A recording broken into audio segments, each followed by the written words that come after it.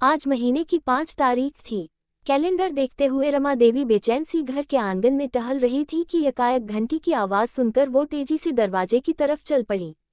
उन्होंने दरवाजा खोला तो उनकी उम्मीद के मुताबिक सामने उनकी बहू तन्वी के दफ्तर का चपरासी रतन खड़ा था। रमा देवी को एक लिफाफा देते हुए रतन बोला, अम्मा जी, सूरज निकलने में चाहे देर कर दे, मैडम वेतन मिलते ही आपको पैसे भेजने में देर नहीं करती हैं। रमा देवी ने उसे गुस्से में घूरकर देखा और बिना कुछ कहे पैसे लेकर अंदर आ गईं। उन्हें पैसे गिनते हुए देखकर उनके पति आशीष जी बोले, 6 वर्ष हो गए हमारे बेटे को इस दुनिया को गए हुए, लेकिन हमारी बहू आज भी हमारे प्रति बिना किसी शिकन के अपनी जिम्मेदारी निभा रही है। उनके ये शब्द मानो रमा देवी को तीर की तरह चुभे और उन्होंने कठोर स्वर में कहा, बस कीजिए, उस मनहूस की प्रशंसा करना कोई एहसान नहीं करती है वो हम पर। नौकरी भी तो उसे हमारे बेटे की जगह पर मिली है, तुम्हें कोई नहीं समझा सकता। ये कहते हुए आशीष जी वापस अपने अखबार में नजरें छुपाते हुए पुरानी यादों में खो गए। 6 वर्ष पहले तन्वी का विवाह रमा और आशीष जी के इकलौते बेटे किशन से हुआ था। सारा घर इस अवसर पर खुशियों में डूबा हुआ था, लेकिन ये खुशियां चंद दिनों की ही मेहमान साबित हुईं।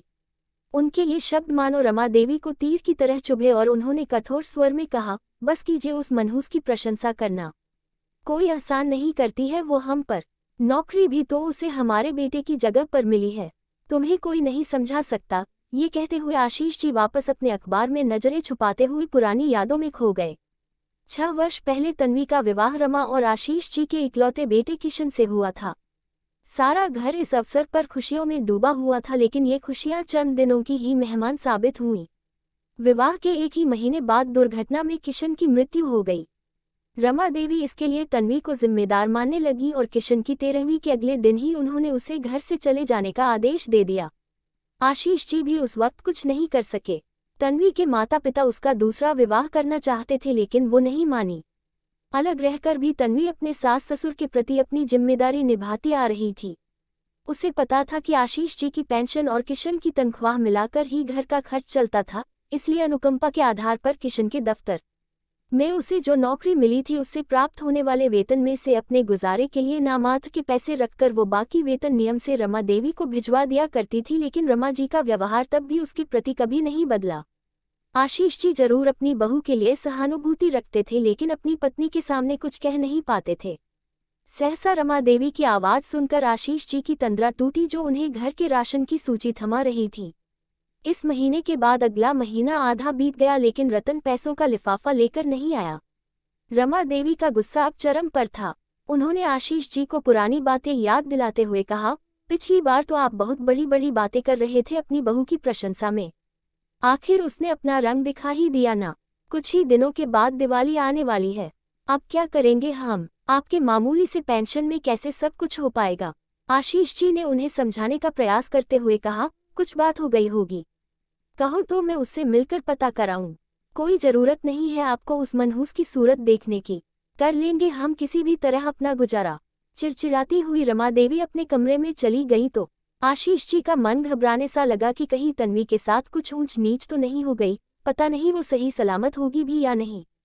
लेकिन वो इतने बेबस थे कि रमा देवी के विरुद्ध जाकर घर में बेवजह क्लेश को निमंत्रण नहीं देना चाहते थे। संयोग से अगले ही दिन रतन पैसे लेकर रमा देवी के घर पहुंचा। उसे देखते ही रमा देवी ने तीखे स्वर में कहा, तुम्हारी मैडम को याद आ गई हमारी। उनका ये ताना सुनकर रतन रुआसी आवाज में बोला, अम्मा जी, मैडम तो 1 महीने से सिटी अस्पताल में है। सीढ़ियों से गिरने के कारण उनके पैर में फ्रैक्चर आया है और उनके सिर में भी चोट लगी है।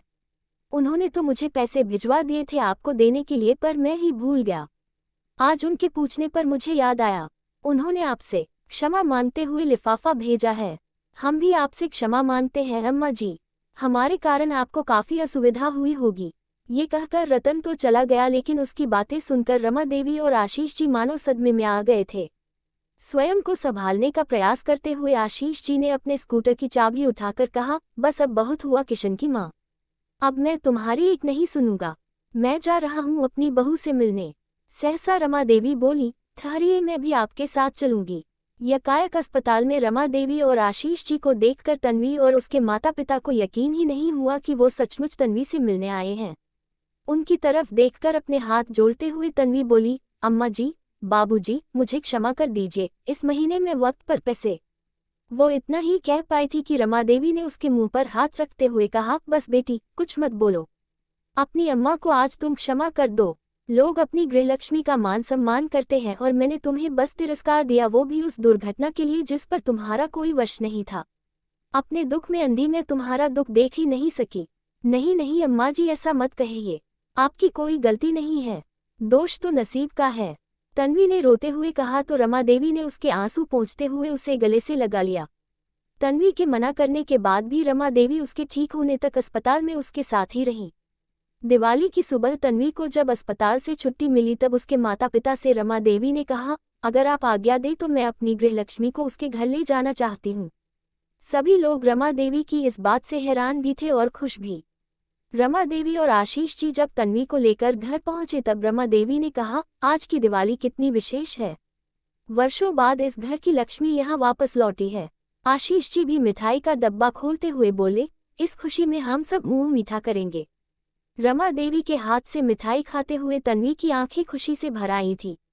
प्रेम के इस क्षण में उन सबको ऐसा प्रतीत हो रहा था मानो किशन की तस्वीर भी आज अपने परिवार को साथ देखकर मुस्कुरा रही थी।